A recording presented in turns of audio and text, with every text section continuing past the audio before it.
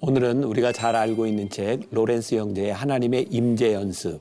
이 책에서 제일 중요한 단어를 하나 뽑아내려면 이제 임재겠죠. 여기에 근데 연습이라는 것이 들어가 있고, 또 중요한 우리들이 무엇을 어떤 임재를 연습하는가라고 했을 때 하나님의 임재 연습.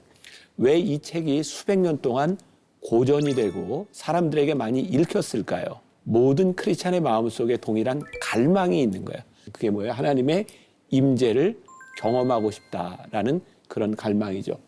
그런데 하나님의 임재는 우리들이 만들 수 있는 것이 아니죠. 이미 하나님은 우리 안에 계세요. 그런 찬양도 있죠. 오늘 이곳에 계신 성령님, 그런 찬양이 있죠. 오늘 이곳에 계신 성령님. 하나님의 임재 연습이라고 하는 것은 우리들이 어떤 노력을 통해서 하나님을 우리에게 임재하도록 만드는 것이 아니라 이미 우리 가운데 임재하시는 하나님을 우리들이 어떻게 보면 이제 경험, 어떤 느낌, 어떻게 우리들이 하나님을 느낄 수 있을까? 어떻게 그 하나님을 경험할 수 있을까? 그래서 이것을 가능하게 하는 로렌스 형제를 통해서 그런 과정들을 우리들이 배워가는 것이 될 수 있을 것 같아요. 잘 아는 것처럼 로렌스 형제는 수도사였어요. 그것도 평수도사. 그리고 우리에게 제일 많이 알려진 것은 이 평수도사로서 무슨 일을 하고 있었냐면 주방에서 밥 짓는 일을 하고 있었다. 얼마 동안? 적어도 15년 동안. 로렌스 형제가 수도사로 들어갔다니 까르맹, 이 수도원에 들어갔을 때 나이가 몇 살 정도 됐다 그러죠? 38세. 그러니까 내가 이 나이에 이걸 하랴? 사실 38세에 들어가서 15년 동안 주방장으로 주방에서 밥 짓는 일을 했다고 하는 것 자체가 굉장히 독특한 이력인 거죠. 그리고 어떻게 이런 사람들이 대원장과 함께 이런 하나님 임재에 대한 이야기를 나눈 사람이 될 수 있었을까? 그것은 이 책의 뒷부분에도 이 사람을 기억하는 사람들의 이야기를 통해서도 알 수 있지만, 수도사로서 지나는 동안 사람들이 보기에 저 사람은 진짜 하나님과 함께 동행하는 사람이구나. 그러니까 직책이 아니라 그 사람의 인격과 그 사람의 영성에 대하여 다 인정해 줄 수 있었던 그런 삶을 살았기 때문에 우리들이 위대하다고 말을 할 수 있을 것 같아요. 이 책에 나오는 글 중에 굉장히 중요한 글이 하나 있죠. 하나님을 사랑하면서 쓰지 않는 하루는 잃어버린 날로 간주하십시오. 하나님을 사랑하지 않으면서 쓴 하루는 잃어버린 날로 간주하십시오. 여기에서도 역시 로렌스는, 그리고 우리가 지금까지 읽었던 많은 고전들을 보면 결국 저는 두 가지 주제로 다 이렇게 귀속이 되는 것 같아요. 하나는 뭐냐면 사랑이고요. 하나님을 사랑하십시오. 어떻게 사랑할까요? 그리고 사랑에 대한 이 고민은 틀림없이 뭐로 연결을 시켜지냐면 겸손으로 연결을 시켜져요. 제가 이제 19번째 책을 읽으면서 우리들이 알고 있는 진리, 이거는 진짜 단순한 거구나. 그리고 우리가 복잡하게 생각했던 것이 얼마나 단순한지를 깨달아 아는 순간 소위 말해 유레카죠. 야, 이것이구나. 근데 그게 뭐냐면 바로 사랑과 겸손. 우리 토마스 아켄피스 하면 뭐가 제일 생각나요? 겸손. 성 어거스틴 하면 뭐가 생각나요? 사랑. 사실은 생각이 안 나는구나 지금. 가장 핵심적인 그런 단어들이었어요. 조금이라도 도움이 될 수 있도록 이 책이 가지고 있는 특징은 무엇일까? 저는 이렇게 생각을 했어요. 이 책이 가지는 가장 큰 강점 중에 하나는 진솔한 대화에 있다. 어떤 꾸밈이나 이런 것이 있는 것도 아니고, 정말 이렇게 신분의 격차 때문에 의례, 예식 이런 걸 갖춰야 되는 것도 아니고, 그냥 있는 그대로의 대화들을 하고 있다는 거죠. 그래서 이 책은 포장되지 않은 날것과 같은, 우리가 깨닫는 것 중에 하나가, 이건 로렌스뿐만 아니라 로렌스가 얘기하는 다른 사람들도 다 알아.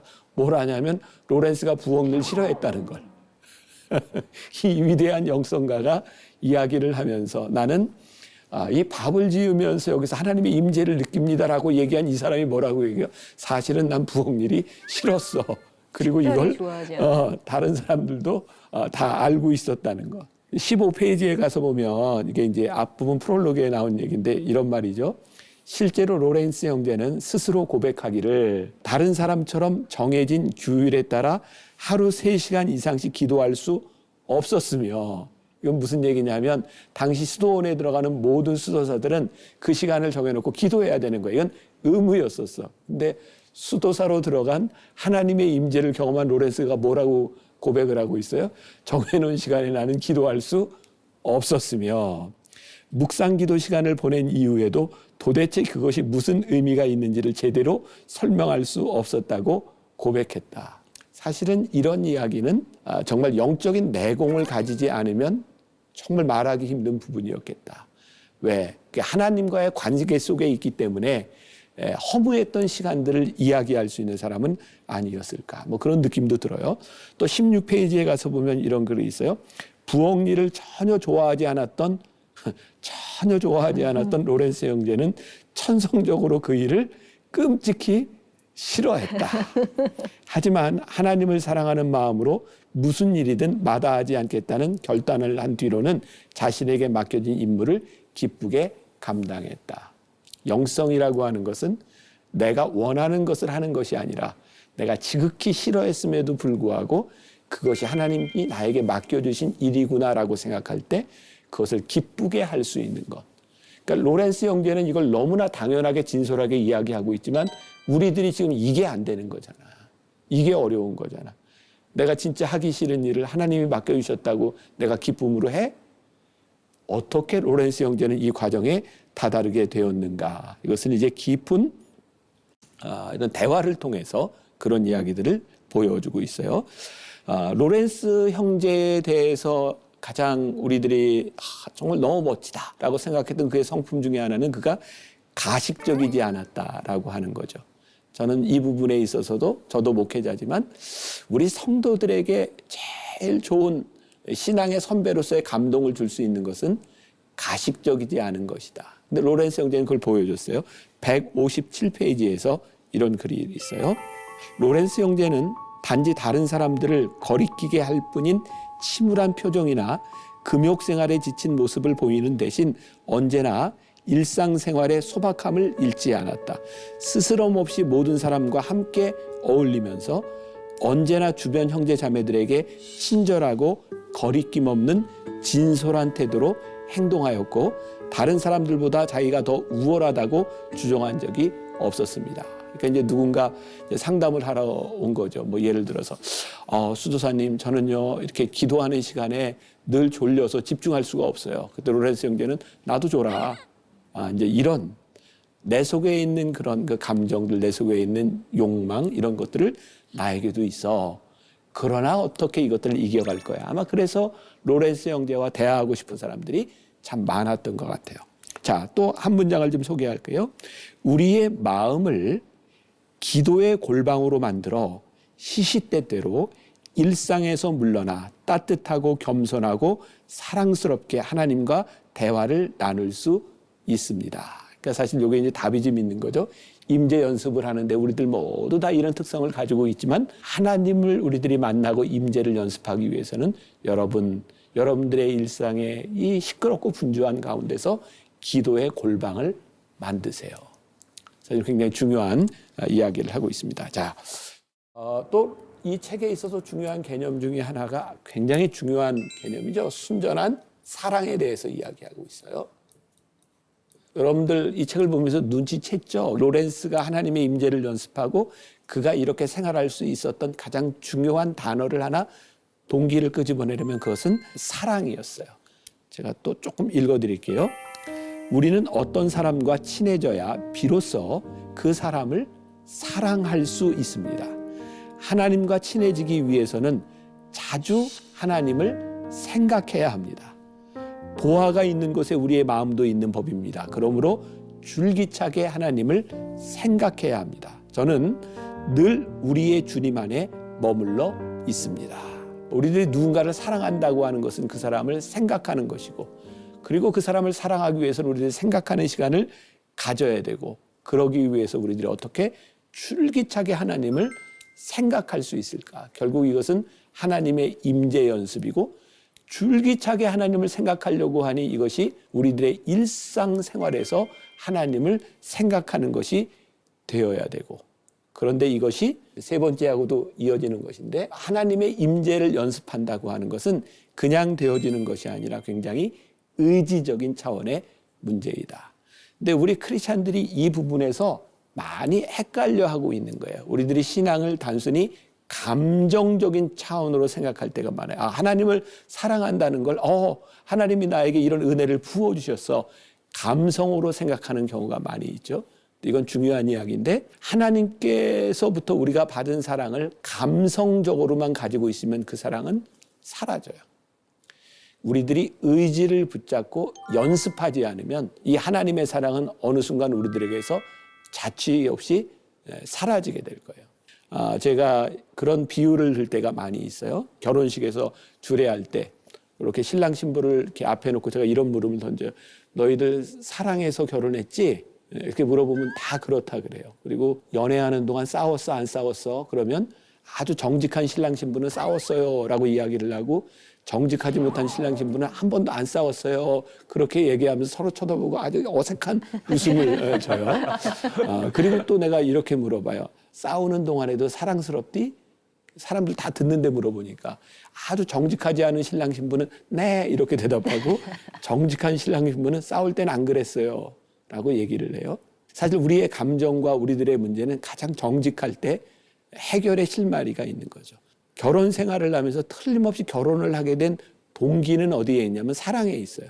그러나 결혼식을 하는 그 순간부터는 단순히 나에게 찾아온 사랑의 감정에 머물러 있겠습니다라고 하는 것이 아니라, 나에게 찾아온 사랑의 감정을 이제 내 의지적으로 더 유지하겠습니다.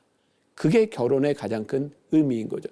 그게 없다면 결혼식은 별로 의미가 없는 거예요. 그래서 결혼식은 약속이고 의지를 이야기하는 거예요. 이 로렌스에게 있어서도 굉장히 중요한 것이, 누구든지 한 번쯤은 하나님의 임재를 경험할 수 있지만 어떻게 우리들의 일상 속에서 하나님의 임재를 경험할 것이냐라고 하는 것은 다분히 의지적인 차원의 문제라고 하는 것을 우리들에게 이야기하고 있어요.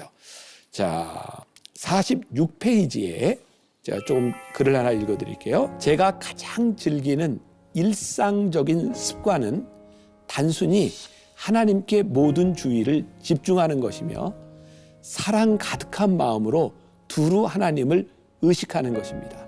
저는 종종 제 자신이 하나님께 찰싹 달라붙어 엄마 품에서 젖을 빠는 아이가 맛보는 것보다 훨씬 더 커다란 달콤함과 만족을 느끼게 됩니다. 그러므로 감히 이런 말을 사용해도 좋다면 기꺼이 이와 같은 상태를 하나님의 품에 안겨 젖을 먹는 것과 같다고 부르고 싶습니다. 197페이지에는 로렌스 형제는 가장 완전한 것을 추구했습니다. 곧 하나님을 위하여 모든 것을 버렸으며 하나님을 사랑하기 위하여 모든 것을 행하였습니다. 결국 로렌스 형제가 의지적으로 굉장히 고민했던 것 중에 하나가, 이게 내가 하나님의 사랑으로 하는 일이냐 그렇지 않느냐, 이것을 구분하고 하나님의 사랑 안에서 하기 위해서 하나님을 바라보는 훈련들을 굉장히 많이 했던 것을 보게 됩니다. 그래서 이 사랑과 하나님의 임재를 경험하는 이 의지적 이 훈련이라고 하는 것은 굉장히 중요한 부분이고, 임재 연습이라고 하는 게 의지고 습관이고 연습이라고 하는 이야기를 했을 때 96페이지에 그 짧은 문장이지만 우리 보미 씨가 한번 읽어주세요. 우리 자신을 하나님과 연합시키기 위해서는 온갖 종류의 영적, 신체적 쾌락을 추구하려는 의지를 모두 버리고, 거기에서 완전히 자유로워진 나머지 그 모든 것을 뛰어넘어 우리 자신의 의지 안에서 하나님을 사랑할 수 있어야 합니다. 어떤 식으로든 그 의지로 하나님을 이해할 수 있다고 하더라도 그것은 단지 하나님에 대한 사랑을 통해서만 가능합니다. 우리 2000년 기독교 신학 가운데는 늘 두 가지의 이런 긴장 관계가 있었어요. 하나는 뭐냐면 하나님의 은혜로 내가 하나님의 사랑을 알게 되는데 그것이 의지인데, 또 그 의지를 가능케 해준 건 나중에 깨닫게 보면 그게 하나님의 사랑이야. 자, 그러니까 우리들이 은혜를 받고 나서 감리교는 자유의지, 장로교는 선행은총, 우리들을 선택하셨다. 그러면 우리 피론 씨 같은 경우에는 내가 믿어서 하나님을 믿어서 구원받아요? 하나님이 선택해 주셔서 내가 구원을 받아요? 선택해 주셨으니까 믿을 수도 있게 됐다. 저는 그렇게 생각해요. 근데 이걸 가지고 많이 논쟁들을 해요. 근데 저는 깨닫게 된 게 있어요. 제가 은혜를 딱 받고 보니까 나는 내가 하나님을 믿는다고 의지라고 생각을 했는데 딱 은혜를 받는 순간 야, 하나님이 나를 여기까지 인도하셨군요. 그러니까 참 놀라운 건 내가 의지로 하는데 그 의지가 어디로부터 와요? 하나님으로 체험한 사람은 이게 문제가 되지 않아요. 체험을 하지 못하고 논쟁을 하는 사람에게는 의지와 사랑의 문제가 갈등이에요. 근데 오늘 로렌스는 아주 멋진 이야기를 하는 거죠. 우리들이 의지가 필요한데 이 의지가 어디에서 와요? 또 하나님의 사랑에서부터 오고 있는 것이다. 이제 마지막으로 한 가지 로렌스 형제의 죽음에 대한 이야기가 나와요. 근데 저는 이 죽음의 이야기가 로렌스를 가장 잘 설명해 주고 있고 어쩌면 우리들에게 가장 큰 임팩을 주는 그런 내용이라는 생각이 들었어요. 이 책에 보면 로렌스가 이제 큰 병을 좀 몇 번 앓고 있었던 것 같아요. 그에게는 이제 3번의 죽음을 대하는 태도에 대한 부분들이 나오고 있죠. 첫 번째 질병을 앓았을 때 로렌스는 영적인 평정심을 잃지 않으면서 어떤 생각을 했냐면 마음 한구석에 빨리 죽었으면 좋겠다. 그러니까 로렌스는 죽음에 대한 두려움은 없었던 것 같아요. 근데 그에게 질병이 왔을 때 빨리 죽었으면 좋겠다. 그러니까 그의 마음에 야, 이 고통을 좀 벗어나고 싶다. 보통 사람들이 가질 수 있는 그런 마음들을 가지고 있었죠. 근데 두 번째 죽음 앞에서 질병 앞에서 책에 그런 이야기가 나요. 살든 죽든 만족하는 태도를 보였습니다. 굉장히 달라진 거죠. 이전에는 내가 빨리 이 고통에서 벗어나는 것이 하나님 저 빨리 데려가 주세요. 죽었으면 좋겠어요. 했는데 하나님과의 정말 친밀한 가운데서 이것이 죽는 것이나 사는 것이나 이거 하나님이 하실 일이구나. 죽음을 보는 시각이 조금 달라졌어요. 그리고 3번째 가서 보면 진짜 흔들림 없고 초연하며 죽음 앞에 기뻐하는 태도를 보이게 되죠. 그리고 죽음이 가까이 올수록 점점 더 그는 깊은 만족감 속에 빠져들게 돼요. 어떻게 이런 일이 가능했을까? 그것은 하나님의 사랑 때문이었어요. 죽든지 살든지 남겨주시든지 데려가시든지 이게 내가 하나님의 사랑 가운데 있구나. 그래서 더 이상 로렌스는 죽음 앞에 찾아오는 고통에 대해서 피하려고 하지 않죠. 그래서 재밌는 표현이 있죠. 로렌스가 굉장히 아파서 누워있는데 그 자세를 하고 있으면 너무 아프고 힘든데 그 사람들이 이렇게 좀 옮기라고. 근데 로렌스 형제가 하나님께서 나에게 이 고난을 주셔서 그리스도의 고난을 경험하게 하시는 것이 나에게는 큰 축복입니다. 그게 고난을 축복으로 받아들여요. 가끔 그런 얘기 하잖아요. 나 죽을 때 어떻게 죽었으면 좋겠어. 어떤 병으로 죽고 싶어요? 하나씩 얘기해 봅시다. 어떤 병? 주여. 전 상사병. 상사병? 하나님을 사랑한 사람을 사랑하는 힘들어. 상사병. 어나더 로렌스 나왔다. 수면병. 그렇지. 아무리 그렇게 이야기를 하지만 실제 우리들 주변에서 일어나는 일들은 뭐예요? 대개 이제 심근경색 아니면 이제 암. 갑자기 심장마비로 죽는 건 고통이 없이 죽는데 죽음을 전혀 준비하지 못하고 죽는 것에 대한 남겨진 사람들에 대한 아쉬움. 어떤 분은 암으로 죽는 게 축복이라고 얘기하는데 고통스럽지만 죽음을 준비할 수 있으니까 그건 복된 죽음이다. 이 죽음이라고 하는 것은 그런 고통의 문제와 많이 연결이 되어 있는 거예요. 저도 목사지만 부끄럽게 죽음이 무서운 게 아니라 나에게 어떤 병이 찾아왔을 때 죽을 때까지 그 힘들게 가야 되는 과정. 그래서 요즘 이제 연명치료 안 하겠다. 내가 지금 존엄하게 죽겠다. 이런 얘기들이 많이 나오는데 로렌스 형제가 저에게 멋진 답을 줬어요. 저도 그래서 그렇게 기도하기로 했어요. 하나님, 제가 죽음을 맞이할 때 저에게 고통이 올 때 이 고통이 그리스도의 고난을 나에게 경험하게 하신 하나님의 은혜로 주셔서 그 고통을 기뻐하게 해주세요. 이런 마음을 가지고 있으면 죽음을 두려워할 필요가 없는 거예요. 내세에 대한 문제가 아니라 우리들이 실제적으로 겪어야 되는 이 부분에 대해서 로렌스는 진짜 멋지게 죽음을 맞이하고 있었구나. 고난받기를 즐길 수 있다면 이게 가능하겠구나. 180페이지 그래요. 거의 불가능에 가깝지만 사람이 지옥에서도 하나님을 사랑할 수 있으며 하나님이 저를 거기로 보내고 싶어 하신다면 저는 조금도 염려하지 않을 것입니다. 왜냐하면 하나님이 저와 동행하실 것이며 하나님의 임재로 말미암아 지옥이 낙원으로 변할 것이기 때문입니다.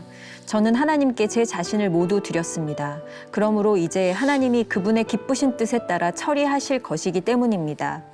로렌스 형제는 평생 하나님을 열렬히 사랑했지만 마지막 숨을 거두는 순간에도 변함없이 하나님을 뜨겁게 사랑했습니다. 그리하여 병상에서도 하나님을 향한 사랑의 행위를 멈추지 않았습니다. 한 수도사가 지금도 여전히 온 마음을 다해 하나님을 사랑하고 있는지 물었을 때 로렌스 형제는 이렇게 대꾸했습니다. 제가 지금 제 영혼에서 하나님을 사랑하는 마음을 느낄 수 없다면 바로 이 순간의 당장이라도 그 마음을 산산이 찢어버리고 말 것입니다. 저는 오늘 전체 이 나눔 가운데 딱 하나만 얘기하라 그러면 난 이거 얘기하고 싶어요. 어떤 부분이냐면 로렌스가 이런 얘기 하잖아요. 하나님께서 나를 지옥으로 보내신다면 나는 괜찮다. 왜? 내가 어떤 믿음이 있어요? 나 지옥에 보내시면 아마 하나님이 거기 같이 가실걸? 그리고 하나님께서 나를 거기서부터 꺼내주실걸? 그러니까 로렌스에게 정말 이 단계, 천국에 가고 지옥에 가고 이것도 중요하지 않아. 내가 하나님을 너무 사랑해서 내가 어딜 가든 하나님이 나와 함께 가실 거야. 두려움이 존재하지 않는. 그래서 로렌스는 기쁘게 그 죽음을 맞이하고 영광스럽게 주님의 고난에 참여하며 영광스러운 죽음을 가질 수 있었다고 하는 것. 정말 멋진 우리의 신앙의 좋은 모습을 보여준 이 로렌스 형제가 여러분들에게도 좋은 본이 되고 우리에게 도전이 되고 또 우리도 그렇게 살아보고 싶다는 의지 가운데 하나님 임재 연습 해봅시다. 네. 감사합니다, 목사님.